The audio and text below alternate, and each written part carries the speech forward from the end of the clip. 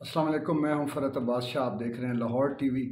एक ऐसा लीडर जिसने 25 साल जद्दोजहद की, बल्कि उससे भी पहले चले जाएं, जिसे दुनिया भर में इज़्ज़त, एहतराम, मोहब्बत, पॉपुलैरिटी भी ऐसी कि वो मुल्क जो हमें हमारा नाम नहीं जानते, वो मुल्क जो हमारी तरफ इज़्ज़त की निगाह से देखना नहीं चाहते, उन मुल्कों के सरबराह और बड़ी बड़ी सेलिब्रिटीज़ जिसके 5 मिनट के लिए उसको देखने के लिए या गुफ्तगू करने के लिए इंतज़ार में लाइन में खड़े रहते थे।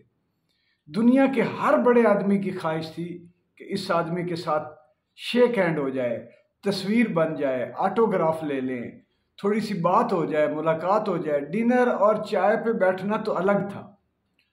और वो मलंग आदमी एक एक लापरवाही, बेपरवाही और एक अपनी ज़ात की मस्ती में गुम वो दुनिया भर में फिरता रहा और पाकिस्तान के लिए इज़्ज़त और नाम कमाता रहा।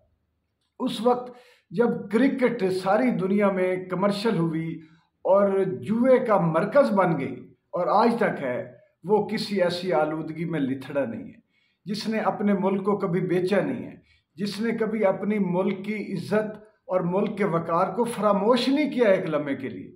उसने ये सोचा कि अब मैं अपने वतन के लिए काम करूँगा, और ये उसको ये वतन की खिदमत का जज्बा जनरल हमीद गुल ने भी दिया, और हर उस मुहब्बे वतन पाकिस्तानी ने उसको अपनी तरफ खींचा और सियासत में आने का कहा, जो पाकिस्तान की आज़ादी चाहता था, जो पाकिस्तान का इस्तेकाम चाहता था, जो पाकिस्तान को मुस्तकबिल में दुनिया भर की मजबूत और खुशहाल रियासत देखना चाहता था।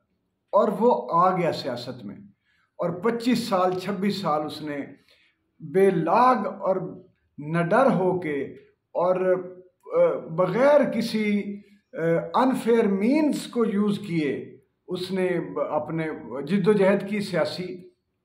लेकिन गलती कहाँ हुई? गलती वहाँ हुई जहाँ पे उसने पाकिस्तान की जो हकीकी कुव्वतें हैं, जो ताकतवर तबका है, उस तबके की बात पर एतबार कर लिया। उस तबके ने, उस कुव्वत ने उसे यकीन दहानी कराई कि आपको पाकिस्तान की ज़रूरत है, और हम आपको पाकिस्तान की ज़रूरत पूरा करने के लिए पाकिस्तान के हालात को देखते हुए हम आपको ऊपर लाने में मदद करेंगे। उससे गलती होगी, क्योंकि वो ये समझ बैठा था कि ये बिल्कुल जो कह रहे हैं ये वही करेंगे। उसका ईमान था अपने अदारों पर, अपनी कौम पर, अपनी मट्टी पर और अपनी अवाम पर, और उसने कबूल कर लिया। और मैं तो बतौर एक तजियाकार, मेरा तो ये मानना है कि जब उसको सीटें जो उसे मिली, शायद जो मिलनी थी उससे भी कम दी गई उसे, और मनूवर किया गया कि हमेशा की तरह मनूवर किया गया कि कभी पाकिस्तान में कोई सियासी हुकूमत इतनी ताकत में ना आ जाए कि जो हमारी बात को मानने से इनकार करे, या हमारे साथ किसी बहस में उलझे, या हमारी हुब्बुल वतनी और हमारी प्लानिंग, हमारी मंसूबाबाजी और हमारी हिकमत अमली को कहीं पे वो किसी दलील और मंतक की रोशनी में परखने ना बैठ जाए। हमेशा की तरह वही हुआ, और एक वो होता है ना, झूलती हुई हुकूमत तश्कील दे दी गई, और फिर हमेशा की तरह उसके भी 5 साल पूरे नहीं करने दिए गए। ये एक अजीब मिस्ट्री है कि आखिर पाकिस्तान में किसी सियासी हुकूमत को, किसी वज़ीर आज़म को 5 साल पूरे क्यों नहीं करने दिए गए। ये एक मिस्ट्री है, ये एक ऐसा राज है जो कभी किसी ने खोला नहीं है। अंदाजे सारे लगाते हैं, तजिया सारा करते हैं, लेकिन 5 साल पूरे ना करने देना, इसके पीछे राज क्या है, ये कभी किसी पर खुल नहीं सका। आज इमरान खान जब उसी कुव्वत के हाथों हैरान और शशदर रह गया और एक गहरे सदमे में पहुंच गया, गम से निढाल हो गया कि यहाँ तो मैंने तो किसी गैर मुल्की ताकत से कोई राब्ता नहीं किया, मैंने तो कहीं से कोई पैसे नहीं लिए, मैंने तो करप्शन नहीं की, मैं तो वतन के खिलाफ किसी अमल को मैंने कबूल ही नहीं किया, मैं तो अवाम और पाकिस्तान की मोहब्बत में हर वो कुछ किया जो आपने कहा और जो मैंने सोचा और जो मेरे इख्तियार में था। तो फिर ये क्यों हो गया सारा? पहली दफ़ा ये इमरान खान पहला वो लीडर है जिसने फौज को उसकी खूबियों खामियों समेत अदारे को, फौजी क़यादत को हर तमाम खूबियों खामियों समेत कबूल किया।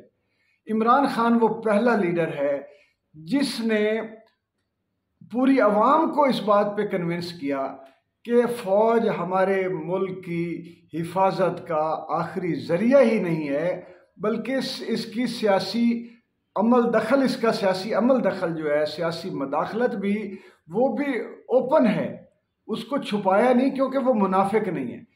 उसने फ़ौज के सियासी किरदार को इज्जत और तकरीम दे दी। जहाँ पूरी दुनिया फ़ौज का पहले रोल तय करती है, इंटरनेशनल एस्टेब्लिशमेंट, हमारी जो कौमी सियासतदान हैं वो फ़ौज को बज़ाहिर घसीट के लेके आते हैं सियासत में, और जब खुद को इक़्तिदार नहीं मिलता तो गालियाँ देते हैं।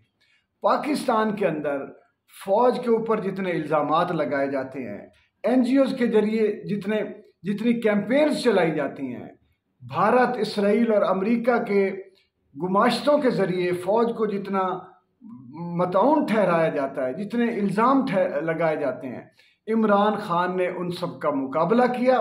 ना सिर्फ मुकाबला किया बल्कि फ़ौज के हर किरदार को चूम कर आंखों पे लगाया और कबूल किया, और करोड़ों अवाम को, वो नौजवान जिनको शऊर देने की ज़रूरत थी, जिनको NGOs और बाहर बैठे थिंक टैंक प्लानिंग कर फ़ौज के ख़िलाफ़, पाकिस्तान के ख़िलाफ़ प्लानिंग करने वाली कुव्वतें जिस नौजवान नस्ल को भड़का रही थी, पाकिस्तान की मजबूती और इस्तेकाम पर एतमाद कम कर रही थी, पाकिस्तान की मोहब्बत को हिट कर रही थी, और फ़ौज के वक़ार और इज़्ज़त को उन नौजवानों के दिलों में कमज़ोर कर रही थी। इमरान खान ने पाकिस्तान की उस नौजवान नस्ल को के दिलों में फ़ौज का एहतराम, फ़ौज का वक़ार और फ़ौज की इज़्ज़त को और मजबूती को एक सतून की तरह गाड़ दिया। आज वो इमरान खान इस सदमे का शिकार है, इस दुख का शिकार है कि मैंने तो आपसे ये उम्मीद बांध ली थी कि आप और हम मिल के, अवाम और एस्टेब्लिशमेंट मिल के पाकिस्तान को ऊपर ले जाएंगे, पाकिस्तान को मजबूत करेंगे, पाकिस्तान का वक़ार बुलंद करेंगे, उसको बदनामियों की दलदल से निकाल कर एक बाइज़्ज़त कौम के तौर पर, बाइज़्ज़त मुल्क के तौर पर दुनिया के सामने पेश करेंगे। हम वक़ार से जिएंगे, हम इज़्ज़त से जिएंगे, लेकिन बग़ैर किसी करप्शन पे आपने किसके कहने पर किन लोगों को आके उसी कौम और उसी मुल्क के ऊपर मुसल्लत कर दिया जिनसे आपने 3 साल पहले, 4 साल पहले कहा था कि मुल्क को इनसे बचाने की ज़रूरत है, अवाम को इनसे, इन चोरों, इन डाकुओं, लुटेरों से बचाने की ज़रूरत है। वो आज भी फ़ौज पर भरोसा रखता है, वो आज भी फ़ौज से प्यार करता है, वो आज भी फ़ौज को अपना दिल और जान समझता है। लेकिन इस सदमे से, इस गम से उसे कौन निकालेगा?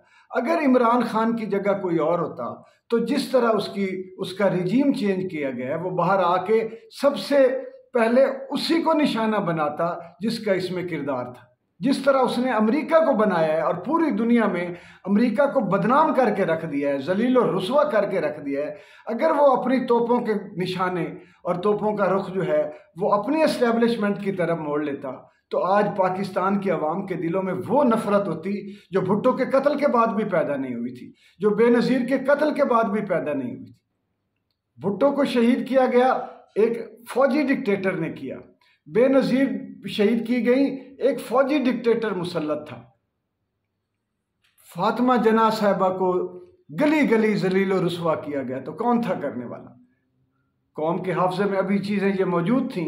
अगर इमरान खान भी इस वक्त उस नस्ल से मुखातिब होता जो नस्ल पहली नस्लों से बहुत मुख्तलिफ है, एक सेकंड में वो किसी एक बंदे को जिसकी तरफ उनका लीडर इशारा कर दे, उनको तहस नहस करके रख देती हैं। पूरी दुनिया में उसके साथ वो करती हैं कि उसको समझ नहीं आती कि कौन सी दीवार से टकराए, काबू में ही नहीं। अब वो पुरानी अखबारें नहीं हैं कि आप एक बंदे को जाके बिठा देंगे, एक फ़ोन कॉल पे सुर्खियां उखेड़ ली जाएंगी, अखबार प्रेस से निकाल लिया जाएगा, या छपा हुआ अखबार रद्दी की टोकरी में फेंक दिया जाएगा। ये वो दौर नहीं, ये वो दौर नहीं है कि आपके एक फ़ोन कॉल पे चैनलों से प्रोग्राम गायब हो जाएंगे, चैनल पे नशर होने वाले प्रोग्राम पहले ही रोक दिए जाएंगे, दरमियान से काट दिए जाएंगे। ये वो दौर है जहां हर आदमी के पास अपनी राय देने के लिए एक मीडिया मौजूद है। एक उसका हर बंदे का यहाँ पे 8 करोड़ चैनल मौजूद हैं, 8 करोड़ अफराद के पास जो सोशल मीडिया पे बैठे हैं। और सोशल मीडिया की ताकत को धुंधलाने वाले, मिटाने वाले या कमज़ोर समझने वाले पूरी दुनिया को देखें कि अगर अमेरिकी सदर भी अब किसी को मुखातिब करता है तो उसे ट्विटर पे जाना पड़ता है, उसको अपनी सफाई देनी पड़ती है, तो वो फेसबुक और यूट्यूब को यूज़ करता है। पूरी दुनिया इसी तरह तैयब अर्दगान ने अपनी सियासी हुकूमत को फौज से बचाया एक ट्वीट पे। तो अगर इमरान खान कोई ऐसा काम कर देता तो हमें बहुत ज़्यादा नुकसान होता है। उसके दिल में आज भी फौज की मोहब्बत है, उसके दिल में आज भी प्यार है, इसलिए कि वो मुल्क से प्यार करता है। और उसके दुख, उसकी शक्ल देख के लोगों के आंसू निकल आए कि ये हमारा हीरो, हमारा प्यारा, हमारा सच्चा मुखलिस और दयानतदार लीडर, पाकिस्तान से प्यार करने वाला आज इतना जख्मी होकर बैठा हुआ है कि जिन लोगों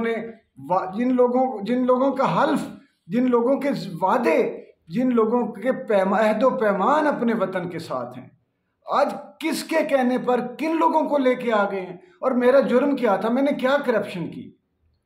मैंने क्या किसी गैर मुल्की ताकत से राब्ते किए? क्या मैंने अपने लिए कोई मफादात ढूंढे? क्या मैंने अपने इक़्तिदार के लिए कोई साजिशें की? या मैंने फौज के खिलाफ कोई ड्रामा करने की कोशिश की, कोई साजिश की, कोई किसी कॉन्स्पिरेसी में शरीक हुआ? क्या मैं मुल्क तोड़ने वालों में से हूँ? क्या मैंने अपने कोई जो क्लासिफाइड डॉक्यूमेंट्स कहीं ओपन किए हैं, किसी दुश्मन मुल्क को दे दिए हैं? मैंने इंडिया को ललकारा कश्मीर के ऊपर, मैंने इसराइल को कबूल नहीं किया फ़लस्तीन के लिए, जो हमारी पॉलिसियाँ थीं, जो पिछले 70 सालों से हमारी पॉलिसियाँ आ रही थी। और आज जो दावेदार थे इस बात के, और जिन पर मुझे भरोसा था, और जो मुझे इस एतमाद पर यही एतमाद दिलाकर लाए थे, आज उन्होंने ये कर दिया है कि बिल्कुल वो तमाम बातों के बरक्स किया कि जो वतन, अवाम, मोहब्बत के दावे हमेशा से किए जाते हैं। वो बहुत दुख में है, वो लीडर गम से निढाल है, लेकिन पाकिस्तानी अवाम ने भी तहैया कर रखा है कि उसकी एक आवाज़ पे लब्बैक कहेंगे, उसकी सांस के साथ अपनी सांसें बांध कर इस मुल्क को बचाएंगे। बहुत शुक्रिया।